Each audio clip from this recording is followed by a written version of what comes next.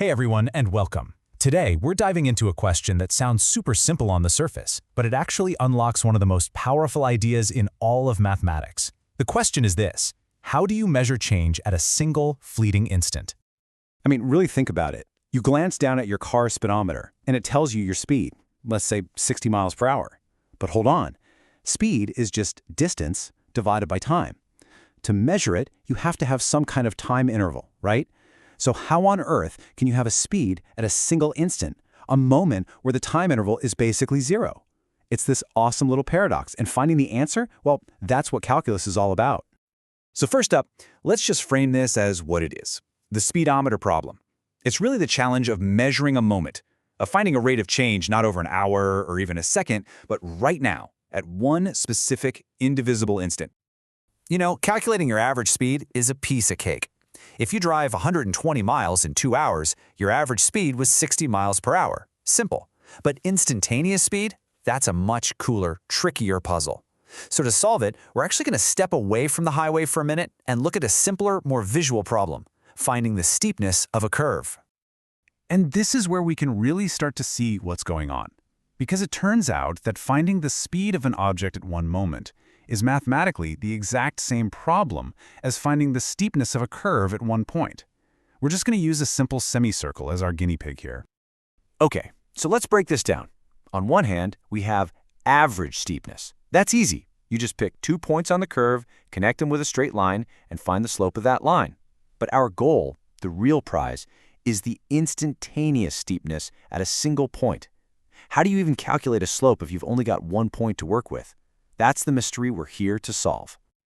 All right, let's make this real. Imagine we pick 2 points on our curve that are super close together. Let's say one at an x value of 7 and another just a tiny bit over at 7.1. We do the classic rise of a run calculation for the line between them, and what we get is a slope of negative 0.294. Now remember, this is just the average steepness across that tiny little gap. It's not the exact answer yet. So that's a decent approximation, right? But it's not the exact steepness right at x equals 7. So the totally logical next question is, what happens if we shrink that gap? What if we move those 2 points even closer together?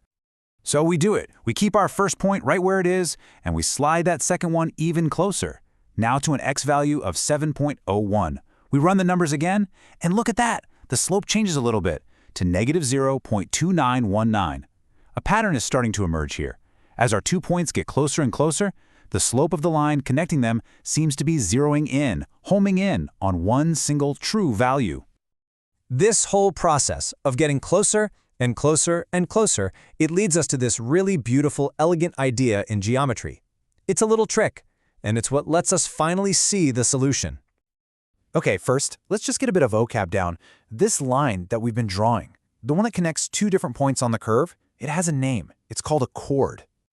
And this is the solution. The line that represents the true instantaneous steepness at a single point is called the tangent line. I just love the description from the source material. It just grazes the curve. It doesn't cross it. It just kisses it. Right at that one point, perfectly matching the curve's steepness in that one specific spot. And here it is. This is the big aha moment. As the distance between those 2 points on our chord shrinks, getting infinitely, impossibly close to zero, watch what happens.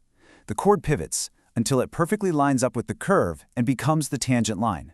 So the answer to our puzzle, the instantaneous steepness, it's just the slope of that tangent line.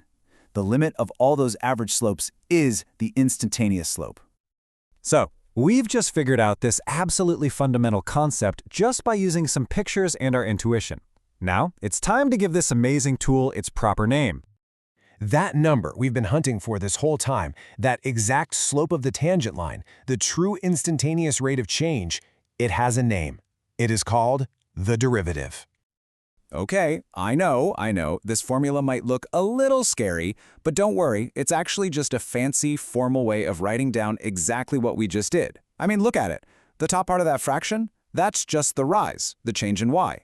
The little delta x on the bottom, that's the run, the change in x. So the whole fraction is just rise over run. It's our slope formula. And that limb part out front, That just means we're looking at what happens to the slope as our run, delta x, gets infinitely close to 0. It's our whole zooming in process captured in one beautiful, powerful formula. All right, we found our powerful new tool, we gave it a name, we even have a formula for it. Now let's put it to work. Let's take this idea of steepness on a curve and bring it right back to where we started, the very real-world problem of things that move. So let's go back to our speed problem. But instead of a car, let's imagine a ball dropped from 100 meters up. We've got a function here that tells us its height at any given time t. And the question is the exact same as our speedometer problem. What is the ball's exact speed at a specific moment, say exactly 2 seconds after we let it go? We can use the exact same strategy we did with the curve. We'll just calculate the average speed over smaller and smaller time intervals. So, between 2 and 3 seconds, the average speed is 24.5 meters per second. A little closer, between 2 and 2.5 seconds, it's 22.05. And look what happens when we get really close. Between 2 and 2.01 seconds, it's 19.649. You see that, right? The numbers are converging. They're homing in on a single value.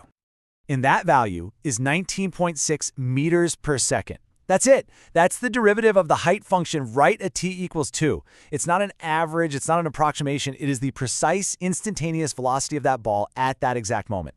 We solved the speedometer problem. So let's just zoom out for a second. What's the big idea here?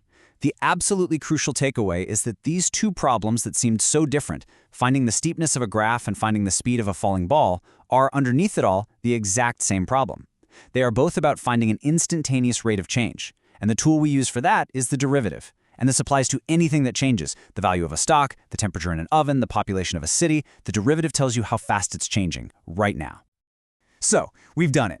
We've successfully taken a big, continuous change and broken it down into its tiniest, instantaneous pieces. But this leads to an even more interesting question, doesn't it? What if we wanted to go the other way? What if we knew all those infinite, tiny, instantaneous changes and we wanted to add them all back up to see the total change, to get the big picture back? Well, that's a story for another explainer.